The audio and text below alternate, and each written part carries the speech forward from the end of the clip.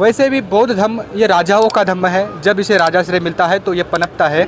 जब हम इस देश के शासक बनेंगे तो हम बुद्धिज़्म पूरे भारत में फैला सकते हैं।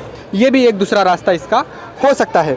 तू कुळाचा भिकारी अशी आली अमलधारी, त्या माळीत गाडीत तुझा शंकर मल्हारी, यात्रा उर्वस करतो रे, यात्रा उर्वस करतो रे, तुझ्या खेळाच्या वाडीला आहे, अरे आहे कोणाचं वरदान, लाल दिव्याच्या गाडीला। साथियों जय भीम, मैं सागर ननीर और आप देख रहे हैं प्रबुद्ध भारत टीवी। आज मैं दीक्षा भूमि को कवर करते हुए सीधा अब अकोला की तरफ बढ़ रहा हूँ। ट्रेन में मैं मौजूद हूँ और कई सारे बाबा साहब के अनुयायी इस ट्रेन में बैठ रहे हैं, सफ़र कर रहे हैं। यूँ कहे कि अगर देश को समझना है तो गांव देहातों में आपको जाना पड़ेगा, ट्रैवल करना पड़ेगा। जो जनरल बोगियाँ होती है ट्रेन की, उसमें ज़्यादातर आपको गांव के लोग दिखेंगे और उन्हीं से पता चलेगा कि देश का माहौल क्या है। आज इस ट्रेन में मैं हूँ, अकोला की तरफ जा रहा हूँ। लगभग 3 दिन से नागपुर में था, नागपुर की दीक्षा भूमि पर, जहाँ बाबा साहब ने सन 1956 में बाबा साहब ने बुद्धिज़्म को अपनाया अपने लाखों अनुयायियों के साथ।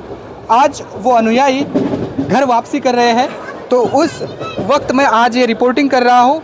कुछ लोग हमारे साथ हैं, बाबा साहब के अनुयायी हैं, उनसे बातचीत करने की कोशिश करेंगे। कहाँ से आए, क्या नाम है और क्या लेकर जा रहे हैं, ये सब कुछ सवाल हम करेंगे। सर आपका नाम क्या है? नमो बुद्धाय, जय भीम। जय भीम। मेरा नाम जगदीश हातेकर है, जलगांव जामुन से आया हूँ। बाबा साहब के धम्म दीक्षा के बारे में आप क्या जानते हैं? बाबा साहब आम्बेडकर जी ने जो चातुर्वर्ण प्रणाली है उसे त्याग कर जो तथागत भगवान बुद्ध का जो धम्म है, जिसमें समता, स्वतंत्रता, बंधुता और न्याय, ये जो मूल तत्व है, इस पर आधारित जो धम्म है, जिसमें सारे पुरुष एक समान है, कोई प्रकार का भेदाभेद नहीं है, वो धम्म हमें दिया है, जिसमें मानव को मानव के हिसाब से रहने की अनुमति है। और बोधिसत्व डॉक्टर बाबा साहब आम्बेडकर जी नागपुर जो ये दीक्षा भूमि है, यहाँ पे सम्राट अशोक जो है, जिन्होंने इस देश पर एक ज़माने में पूरे विश्व के वो सम्राट थे, और उन्होंने कलिंग की जो युद्ध हुआ उसके बाद में उन्हें पश्चाताप हुआ कि हम जो नरसंहार करके यहाँ पे जो हमने नरसंहार किया है बहुत गलत हुआ। हम कितने भी बड़े राजा अगर होंगे, अगर हत्या करके अगर हम कोई राजपाट अगर हासिल करते तो गलत है, इसके लिए उन्हें पश्चाताप हुआ। तो उन्होंने तथागत भगवान बुद्ध का जो धम्म है, जो मध्यम मार्ग है, वो स्वीकारा। और वही जो सम्राट अशोका ने जो बुद्ध धम्म का जो दीक्षा लिया, उसको 2500 साल पूर्ण हुए थे, और उसी का ही औचित्य साथ के बाबा साहब आम्बेडकर जी ने नागपुर दीक्षा भूमि में सम्राट अशोका विजयादशमी दिन 14 अक्टूबर 1956 को अपने सारे अनुयायी जो चातुर्वर्ण प्रणाली में, जो मनुवादी संस्कृति में जिन्हें बड़े हाल अपेष्टा सहन करा किए, वो सारे समूहों को लेके एक आवाज़ दी देवरा मुक्कामी कि चलो हमें धर्मांतर करना है।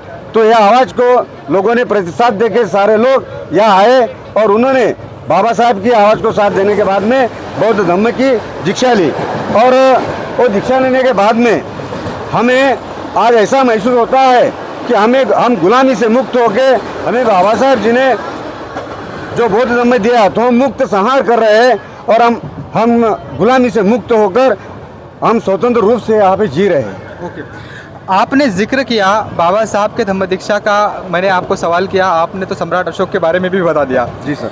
मुझे ये बताइए कि बाबा साहब की धम्म दीक्षा में, जिस दिन धम्म दीक्षा हुई, आप थोड़ा साइड हो जाइए, जिस दिन धम्म दीक्षा हुई उस दिन का माहौल क्या था, कैसे हुई थी वो धम्म दीक्षा?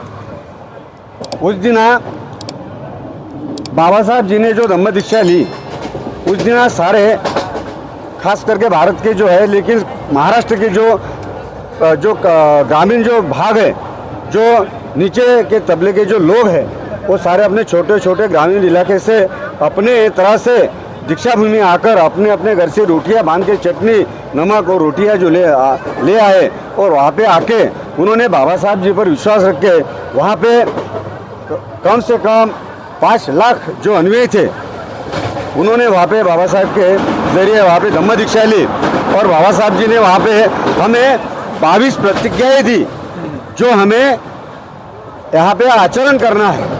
क्यों कि जिस धर्म से हम दीक्षा लेने जा रहे थे, उस धर्म के अंदर ज़्यादातर देवी देवताओं की जो अंधश्रद्धा और कर्मकांड है, वो देवी देवता की पूजा और अर्चा की जाती है, जिसकी वजह से इंसान गुलाम बनता है। क्योंकि वो बहुत बड़ा एक षड्यंत्र था कि आज जो मनुष्य है, आज भगवान पर हम भरोसा करके अगर जीते हैं तो मेरे पराये लोगों पर भरोसा करना मतलब हम खुद पर भरोसा न करके अगर गलत चीज़ों पर अगर भरोसा करते जो हमें कभी दिखती ही नहीं है। आपने 22 प्रतिज्ञाओं का जिक्र किया।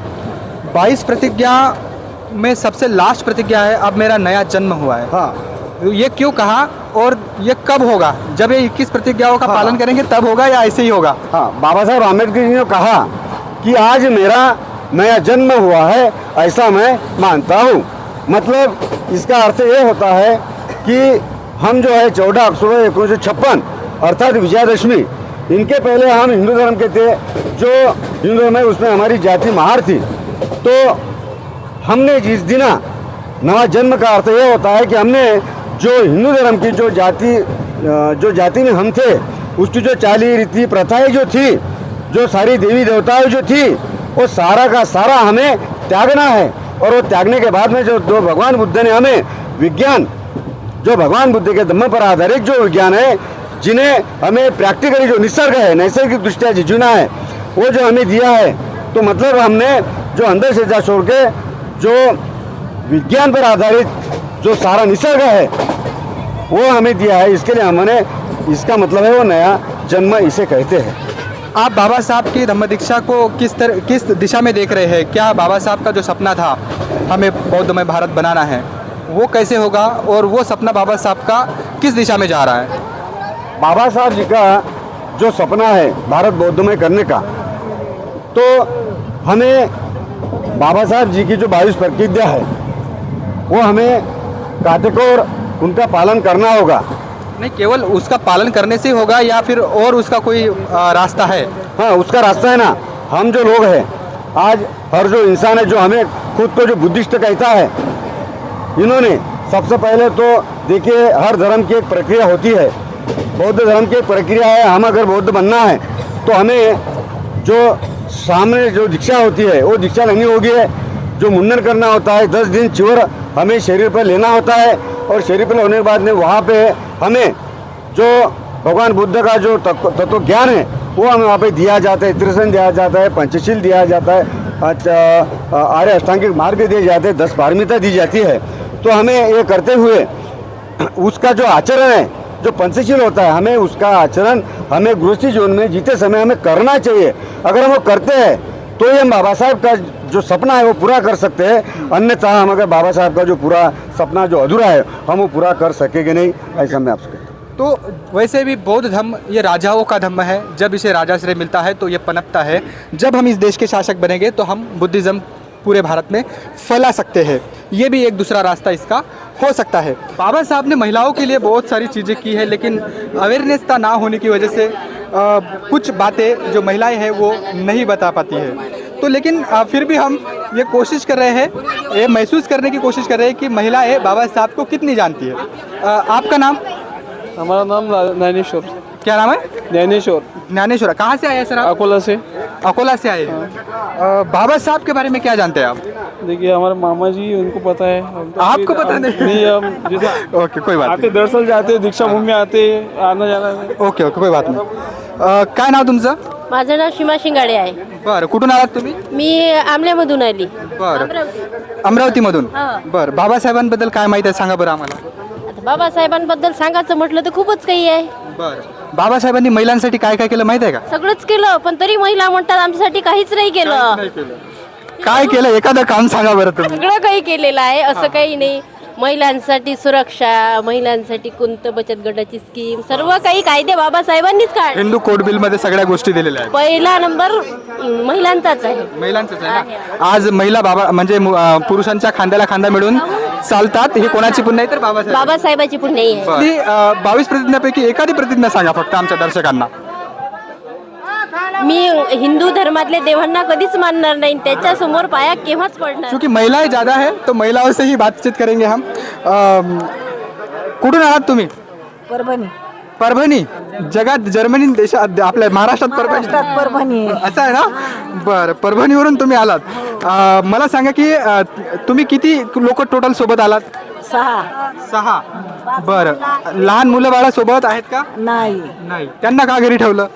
लहान मुलंच नाही तर घरी काय आलं? अच्छा, मुलंच नाहीत, मग काही हरकत नाही. बरं हे सांगा. एवढा लिहितं मुलं. हा का? बरं, काही हरकत नाही. हे सांगा की बाबासाहेबांनी जी धम्मदीक्षा आपल्याला दिली 56 साली, त्या धम्मदीक्षेत ज्या 22 प्रतिज्ञा दिल्या, आता तिकडे आम्ही एका साहेबांशी बोलत होतो, तर त्यांनी सांगितलं की 22 प्रतिज्ञाचं जो पालन करेल त्यावेळेस आपण बौद्ध धम्म जगात पसरवू शकतो. त्याबद्दल म्हणजे 22 प्रतिज्ञेपैकी एखादी प्रतिज्ञा. एखादी प्रतिज्ञा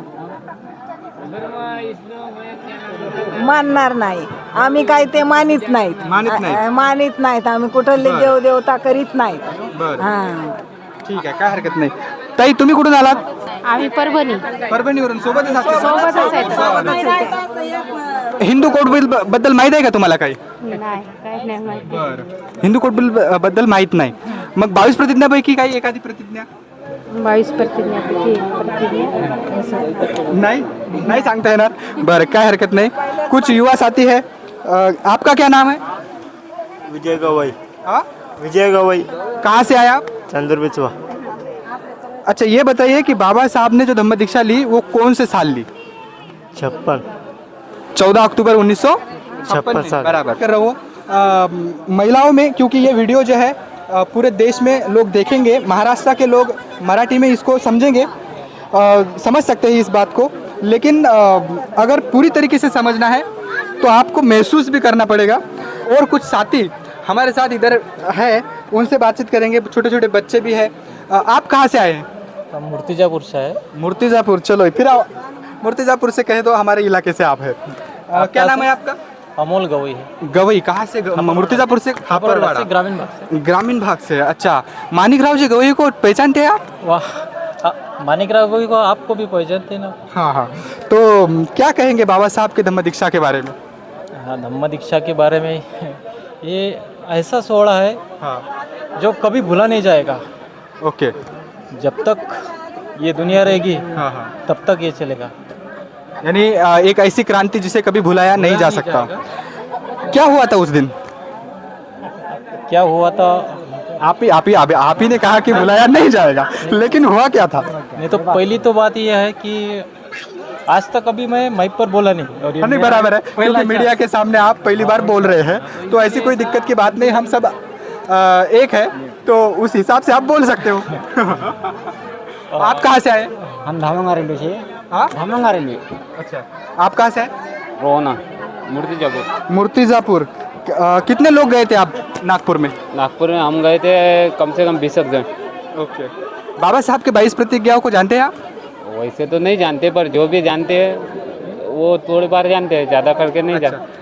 तथागत का धम्म ये आचरण का धम्म है. मार्ग दिखाया है बाबा तथागत ने. उस मार्ग पर बाबा साहब हमें लेकर गए हैं. क्या हम लोग उस मार्ग पर चल रहे हैं? नहीं, बिल्कुल नहीं चल रहे। नहीं, लेकिन कुछ जन चल रहे हैं ना। कुछ जन चल रहे हैं. बिल्कुल नहीं चल रहे मेरे हिसाब से। अगर चल रहे हैं तो फिर बाबा साहब का आंदोलन इतने धीमे गति से कैसे चल रहा है? धीमी गति से नहीं चल रहा है ना। नहीं चल रहा है? नहीं, एकदम यही चल रहा है। बाबा साहब का एक सपना कोई बता सकते हैं आप?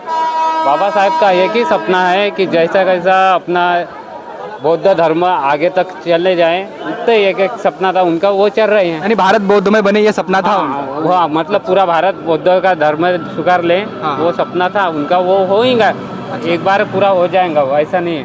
समोर कोणाची कृपा असते, बाबासाहेबांची कृपा कमी दाखवता. तू कुळाचा भिकारी अशी आली अमलदारी, त्या माळीत गाडीत तुझा शंकर मला रे, यात्रा उर्वस करतो रे, यात्रा उर्वस करतो रे, तुझ्या खेळ्याच्या वाडीला आहे, अरे आहे कोणाचं वरदान, लाल दिव्याच्या गाडीला. बस थँक. तो नागपुर से हम निकले, अकोला की तरफ जा रहे हैं और बातचीत कर रहे हैं लोगों से. गांव देहातों के लोग हैं, गाँव में रहने वाले लोग हैं, लेकिन धम्म को जानते हैं, लेकिन कैमरा सामने आने के बाद वो बता नहीं पा रहे. ये एक दिक्कत की बात है, लेकिन फिर भी हम सवाल करेंगे और उसके जवाब भी लेंगे. आपका क्या नाम है? वंदना अशोक बर्डे. मराठी. ठीक आहे, काय हरकत नाही. कुठून आलात तुम्ही आता? तुळजापूर जहागीर. नाही, आला कुठून तुम्ही? आम्ही आलो तुळजापूर जारगाव दीक्षाभूमीवर. दीक्षाभूमीवरून आला. हा. बाबासाहेबांनी धम्मदीक्षा घेतली त्याच्याबद्दल काय सांगाल? बाबासाहेबांनी दीक्षा घेतली तर पुरा देश बौद्धमय झाला पाहिजे. बाबासाहेबांनी कमेंटमेंट केली होती की मी बौद्धमय भारत करीन सारा. बरं, पण बौद्धमय झाला का अजूनपर्यंत? नाही. बरं, मग का नाही झाला? काय कारण तुम्हाला वाटतं? कारण म्हणजे एकजूट नाही म्हणून. एकजूट नाही, पण बाबासाहेबांनी सांगितलं की संघटित व्हा. संघटित व्हा, संघर्ष करा. पण का नाही होत मग संघर्ष? म्हणजे हे लोकांची एकजूट नाही आहे ना, बरं.